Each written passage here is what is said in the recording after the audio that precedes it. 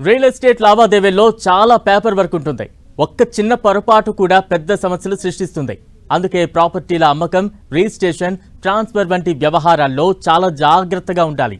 ఏదైనా లోపం జరిగితే ప్రాపర్టీ డాక్యుమెంట్స్ లీగల్ వ్యాలిడిటీ గురించి ప్రశ్నలు తలెత్తచ్చు. మరి తెలియకుండా ఏదైనా పొరపాటు జరిగితే ఏం చేయాలి?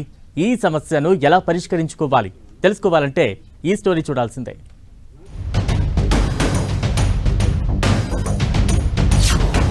స్థిరాస్తుల రిజిస్ట్రేషన్ తప్పులతో ఎలాంటి ఇబ్బందులు వస్తాయి?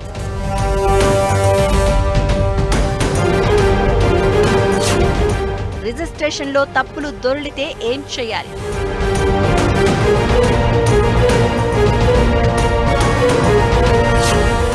రెక్టిఫికేషన్ విధానం ద్వారా తప్పులను ఎలా సవరించుకోవాలి?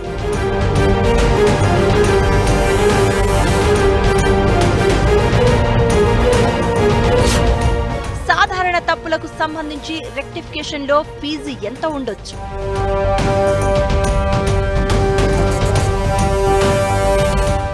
స్థిరాస్తుల రిజిస్ట్రేషన్ సమయంలో ఒక్కోసారి తప్పులు దొర్లుతూ ఉంటాయి.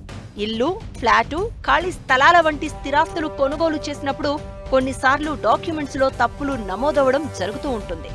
రిజిస్ట్రేషన్ చేసుకున్న తర్వాత ఆ తప్పులను సవరించుకునే అవకాశాలు ఉన్నాయనే విషయం చాలా మందికి తెలియదు.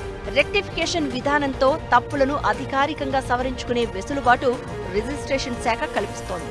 మనం కొనుగోలు చేసిన ఆస్తికి సంబంధించిన హద్దులు, అమ్మకందారులు, కొనుగోలుదారుల పేర్లలో అచ్చుతప్పులు దొర్లడంతో పాటు ఇల్లు, ఫ్లాట్, స్థలం విస్తీర్ణాల్లో అంకెలు మారడం, ప్రాంతాల పేర్లు మారిపోవడం వంటివి జరుగుతూ ఉంటాయి. ఇవన్నీ చిన్న చిన్న తప్పులే అయినప్పటికీ కొన్నిసార్లు అవే పెద్ద సమస్యలకు కారణమవుతూ ఉంటాయి.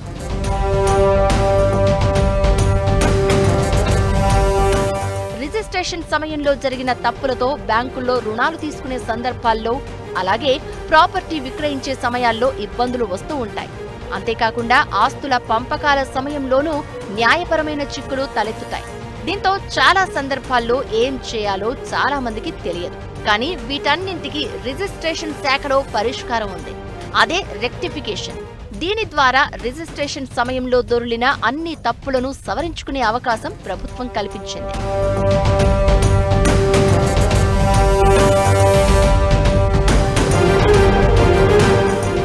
రెక్టిఫికేషన్ అంటే అంతకు ముందు జరిగిన sale deed, gift deed, partition deed, registration తాలూకు ఒప్పందాలను సవరణలు చేసి తిరిగి రాసుకోవడం అన్నమాట.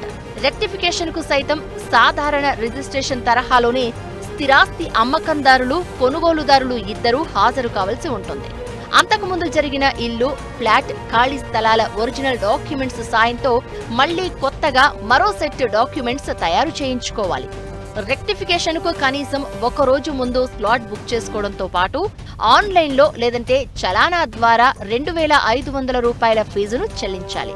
స్లాట్ సమయం ప్రకారం అమ్మకందారులు, కొనుగోలుదారులు సంబంధిత సబ్ రిజిస్ట్రార్ కార్యాలయానికి వస్తే రెక్టిఫికేషన్ డాక్యుమెంట్ రిజిస్ట్రేషన్ చేసి సీరియల్ నెంబర్ ఇస్తారు. రెక్టిఫికేషన్లో 1-2 తప్పులు కాకుండా అధిక సంఖ్యలో తప్పులను సవరించుకోవాలంటే మాత్రం రిజిస్ట్రేషన్ శాఖ నిర్ణయించిన పూర్తి స్థాయి ఛార్జీలను చెల్లించాల్సి ఉంటుంది. ఒక్కోసారి తప్పులు అధికంగా ఉంటే అంతకుముందు రిజిస్ట్రేషన్ కోసం చెల్లించిన మొత్తాన్ని రెక్టిఫికేషన్ కోసం మళ్లీ చెల్లించాల్సి రావచ్చు. రెక్టిఫికేషన్ విధానంలో సేల్, గిఫ్ట్, పార్టీషన్ వంటి అన్ని రకాల డాక్యుమెంట్స్ ను సవరించుకోవచ్చు. అయితే రెక్టిఫికేషన్ తర్వాత రిజిస్ట్రేషన్ శాఖ ఇచ్చే సవరణ డాక్యుమెంటుకు పాత డాక్యుమెంటును జత చేసినప్పుడే వాటి చట్టబద్ధత చెల్లుబాటు అవుతుందని అధికారులు చెప్తున్నారు.